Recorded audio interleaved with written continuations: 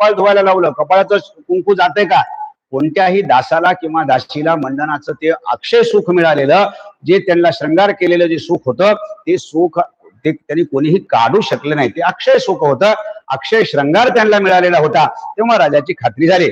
परी जैसे तसे दिसले नुना देखत आईना झाले, मगर आये स्वास्थ्य आगळे चोळून धुतले पुनरपे, तरी तैसेची शोभे अत्यंत राये दाविले राणे व्रत कुंकुमादी मंडने समस्त देखील पूर्वत येणे. मग त्यांना असं वाटलं की बाबा मंडन हुशार आहे, आतापर्यंत प्रधान होता, कदाचित दास दासीला काही सांगितलं असेल, थोडं हळू धुवा बाबा, राजाला माझं खरं वाटू नये म्हणून सांगितलं असेल. पण राणी स्वतः त्या गुणवतीचं तोंड धुतलं आणि राजा स्वतः त्या मंडनाचं तोंड धुतलं, घासू घासू घासू घासू. पण त्यांच्या कपाळावरचं मंडनाच्या कपाळावरचं गंध, मंडनाच्या कपाळावरचा बुक्का काहीही जायला तयार नव्हता. तशीच कथा गुणवतीची होती. तै तीराने परमराजरी तशीच रायाची अवस्था झाली. दासदासी सकळ मंडळी आनंद पावरी अत्यंत. तव त्या राजेश्वरी त्वरेशी गुणवती प्रधानाशी बंधमुक्त करून विशेषी वस्त्रादी किशी पूजले. मग त्या दोघांनाही स्वतःचीच लाज वाटली. अरे म्हणले आम्ही काय करून बसलो, विनाकारण त्यांना कारागृहात एक दिवस का होईना टाकलोच की, त्यांच्यावर आम्ही शंका घेतलोच. दोघाही राजा राणीला अत्यंत लाज वाटली. दोघांनी त्यांना बंधमुक्त केलं आणि आपल्या पुन्हा महालामध्ये आणून त्या दोघांचीही पूजा केली. आणि राणी सहित आपण त्या दोघांशी हस्त जोडून म्हणे अपराध घडला ज्ञानून तरी क्षमा कीजे सज्जने, विनोवली राणी सहित राव पातला स्वग्रह प्रधान स्त्री समवेत स्वकीय सदना पातला. मग दोघेही त्या मंडनाची आणि गुणवतीची पूजा केली. दोघे हात जोडून समोर उभा राहिले.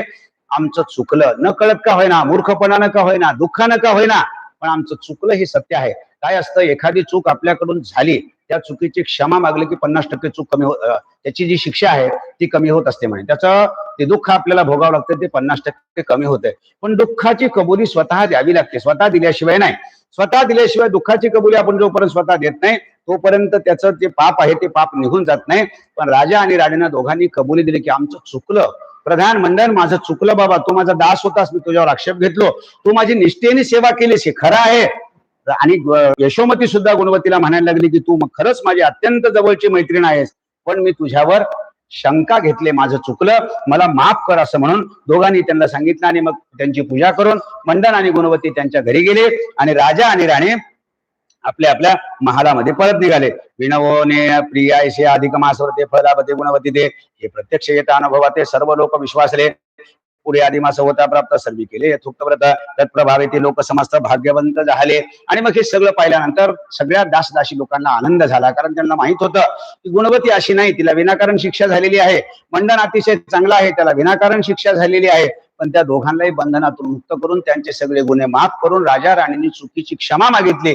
सगळ्यांना आनंद झाला आणि पुन्हा पुढचा जो अधिक मास आला तो त्या राज्यामध्ये सगळ्यांनी त्या अधिक मासाचं व्रत आचरलं. आणि तेव्हापासून हे व्रत मेदिनीशी झाले विख्यात.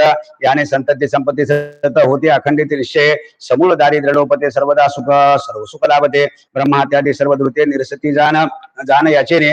भगवान विष्णू लक्ष्मीला सांगतात की त्या अधिक मासाचं आचरण त्या राज्यामध्ये कंपल्सरी करण्यात आलं. सगळ्यांनी सकाळी लवकर उठावं, स्नान करावं, देवाची पूजा करावी, सगळ्यांनी घरामध्ये नंदादीप लावावा असं राजाने फरमान काढलं.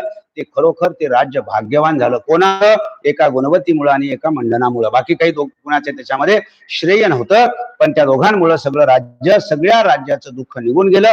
भगवान विष्णू सांगतात जे लोक अधिक मासाचं व्रत आचरण करतात त्यांना कुठलंही दुःख होत नाही. आणि दुःख जर झालंच समजा एवढ्यावर, स्वतः कृष्ण परमात्मा ते दुःख निरसन करतात.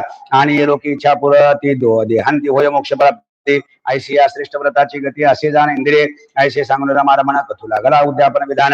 हे पुढील प्रसंगी संपूर्ण विवरिजेल यथामती.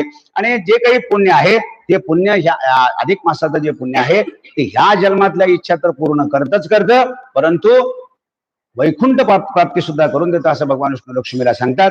आता सगळी व्रत भगवान विष्णूंनी सांगितली. आता ह्या व्रताचं उद्यापन कसं करावं, कारण व्रत ही एक गोष्ट अशी आहे, ते कुठलंही व्रत असेल, सत्यनारायण असेल, एकादशी असेल, चतुर्थी असेल, किंवा कुठलंही जे आपण व्रत करतो ते व्रत केल्यानंतर त्या व्रताचं उद्यापन केल्याशिवाय ते व्रत पूर्ण होत नाही. त्या व्रताचं फलश्रुती आपल्याला काही मिळत नाही. म्हणून भगवान विष्णू सांगतात की अधिक मासामध्ये मी आतापर्यंत व्रत सांगितलं, हे करावं ते व्रत करावं हे मी सगळं सांगितलं, पण त्या व्रताचं उद्यापन कसं करावं हे संक्षेपामध्ये मी सांगणार आहे. इति श्री अधिक मास महात्म्य सार बृहन्नारदीय पद्माधर सज्जन श्रोते ऐकूत चतुर पंचमी श्रुतमध्याय गोडा. गोपाल कृष्णार्पणमस्तु. गोपाल कृष्ण भगवान की जय. अवधूत चिंतन श्री गुरुदेव दत्त. सद्गुरु माणिक प्रभु महाराज की जय.